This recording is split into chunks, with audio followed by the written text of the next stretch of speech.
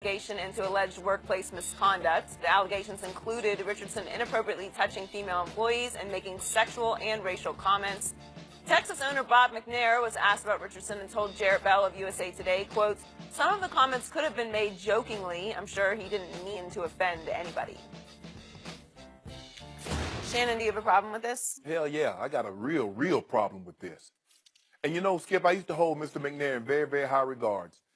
Rick Smith, who's a very good friend of mine, I've known Rick Smith, the former general manager, for over 20 years.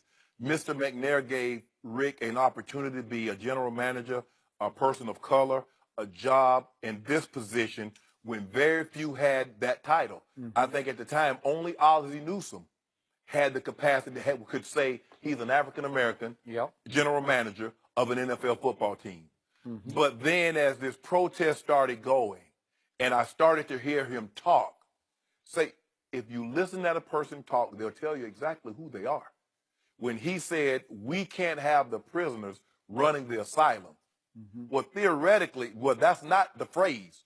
It was, we can't have the inmates running the asylum. But the mere fact that prison. Go ahead. No, it's prison. He said inmates running the prison. Yeah. The mere fact that he would utter and he could see a parallel between guys kneeling for the anthem in protest of police brutality as prisoners and the asylum as the NFL, for him to draw that parallel, it kind of soured me on him. Sure. And then the more he started to talk, now he's saying maybe he didn't mean to offend.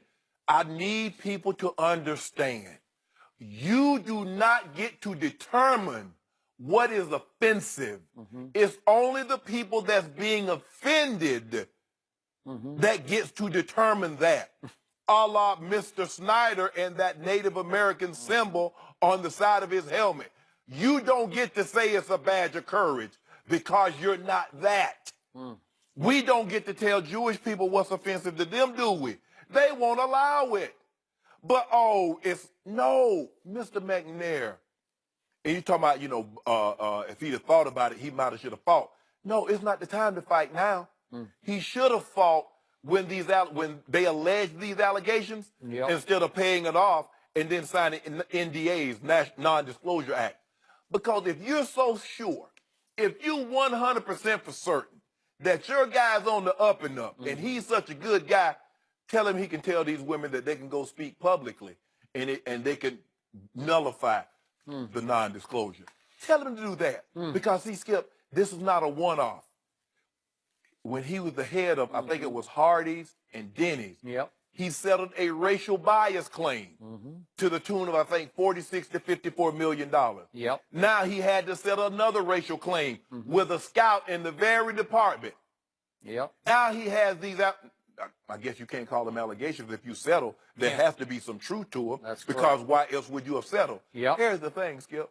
If none of this was true, why in the hell Mr. Richardson fought so hard to get think about it. He got a sports franchise in Charlotte, North Carolina. And you know what, Skip? A lot of writers are keeping Paul Tagliabue out of the NFL because he gave Jacksonville Hall of Fame. They're keeping Paul Tagliabue out of the Hall of Fame because he gave Charlotte and Jacksonville franchises before he put one back in L.A. And they hold that against him. Bob McBair, do you realize what you're saying? Now, here's the thing. And I've been asked, well, how do you think players are going to respond to this? Players are going to take that man's money and go sign there and say, well, he wasn't talking to me. Because how many NBA players signed with the Clippers when they knew Donald Sterling's background and his history with race? Because guess what, Skip? My grandfather used to say, boy, anything can be bought, can damn sure be sold. And we know people will sell their integrity. They'll sell their very worth for a high enough dollar. So they will take this man's money, knowing how he feels, not only about them. I don't know if you've noticed, Mr. McNair, but there's something going on.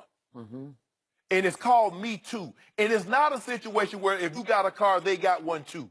You got a fur coat, they got one too. It's about women and some men dealing with sexual assault or harassment on the job. That's what Mr. Richardson signed and paid these people off. That's why he did it. I get he's your friend. But you can never, ever make it seem like you side with him over these women talking about, well, maybe he didn't mean to offend them. Huh? Where? And you thought that was okay? Skip, I keep telling you, it doesn't bother me what people say publicly. If he said that publicly, what in the hell do you think he's saying privately? I can't. Sometimes it defies logic. Sometimes that we think smart people or rich people say some of the dumbest things. But for him to go public and say about what is alleged Mr. Richardson did, and here's I'm going to turn it over to you, Skip, because I know you got some very interesting points. Mr. Richardson wasn't even thinking about selling this franchise or his stake in the franchise until Sports Illustrated came. Sports Illustrated broke the story on Friday.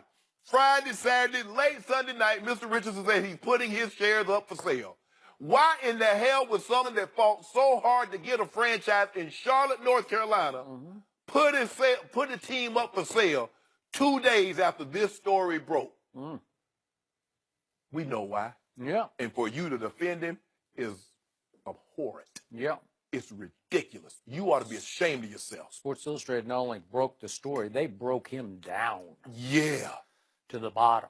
He had no exit except exit strategy. So here's my bottom line on what we just heard from Bob McNair. Here we had one 80-year-old white clueless billionaire, Bob McNair, talking about another 81-year-old white clueless billionaire team owner in Jerry Richardson. That's how I boil this down. Right. And they are both completely prehistorically clueless on all matters that really matter now, today, to the National Football League. And it would serve this league well if they could somehow place a gag order on most of their owners, if not all of them, because every time they open their mouths, they don't just insert foot, they insert it down their throat because they're killing the popularity and the saleability of their league every time they open their mouths, because they continue to expose their prehistoric mindset when it comes to the treatment and abuse of women and the plight of black America as it pertains to their black employees, their players, protesting during the anthem. Why is that? Well, we don't know. They can't do that to the flag. It's the flag. It's the country. It's the flag. It's the flag. And by the way, speaking of that, Bob McNair then went a step further in Jarrett Bell's piece. He says, this is Bob McNair, our playing field, that's not the place for political statements, not the place for religious statements. Oh, so now we're opening that can of worms also. So it's not okay for a player to do this when he scores, or for the FCA group, the Bible study, to kneel together from both teams after the game? I don't know. I guess that's over also. Yeah, most teams pray before and after the game. So is that out? I guess so. When we in attendance and we have a moment of silence, is that going to be out? You see, Mr. McNair, every time you open your mouth, I see a toe pop out because your foot's in your mouth. And you won't stop because he's bringing up things, and I'm sure Roger Goodell's skin is crawling. He's like, why would you go here? Why would you say that?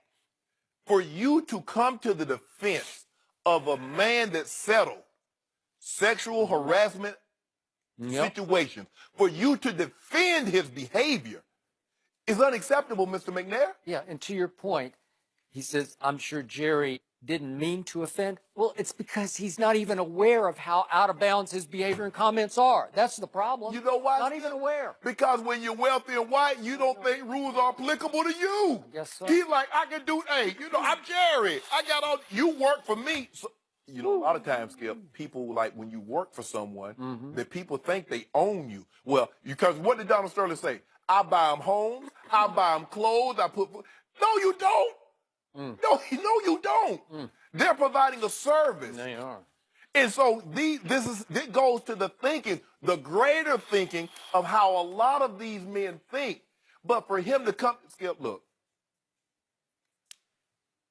for him to come to the defense, and I know there are some people in our path that have done some things that we're not proud of. And maybe in behind closed doors is one thing.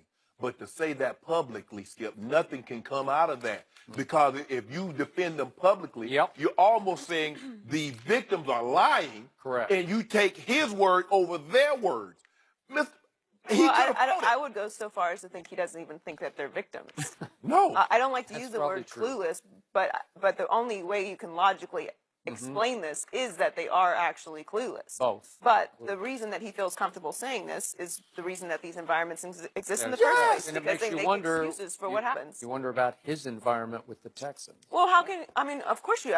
You certainly can't take his apology about the prison comments seriously. Like, Yeah. he's out here defending all of this other stuff. Yeah, most of these guys, birds of a feather, Yep. flock together. Well, that's You've why never- diversity is important. When you You've have never all the seen- same people in the same room telling each other they're right all the time, that's what happens. You ever Up seen next, Pete with he's the pigeons hanging? in the 19th season in the NBA. Bucks guard and NBA Oh, champion here we Jason go. Terry joins us coming Yeah.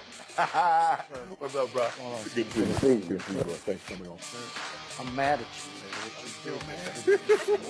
What you digging on the story?